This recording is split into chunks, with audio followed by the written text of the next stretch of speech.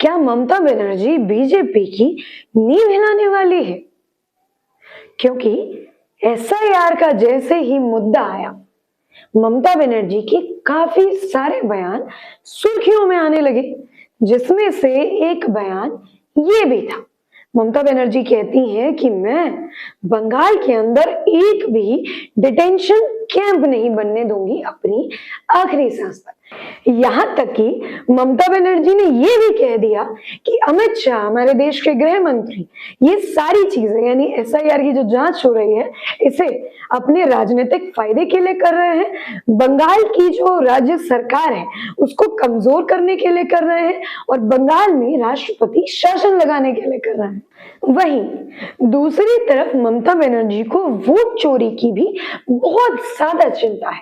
इसीलिए ममता बनर्जी बंगाल की औरतों से ये कहती हैं कि आप अपने घर के बर्तन तैयार रखिए और जैसे ही आपको कोई ऐसी घटना दिखे जहां आपको लगे कि वोट चोरी हो रही है, वहां अपने घर के बर्तनों को आप हथियार की तरह इस्तेमाल कीजिए।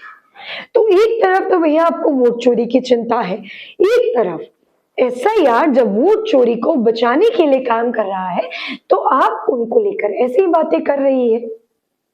ममता बनर्जी ने आज तक भी एक बार भी कभी बंगाल के विकास पर बात नहीं की। आप जब भी उन्हें सुनिएगा, उन्होंने अक्सर एक ही बात की, बीजेपी ये कर रही है, बीजेपी वो कर रही है, बीजेपी एसआईआर से वोट चोरी कर रही है, बीजेपी हमारा लोकतंत्र खतरे में डाल रही है।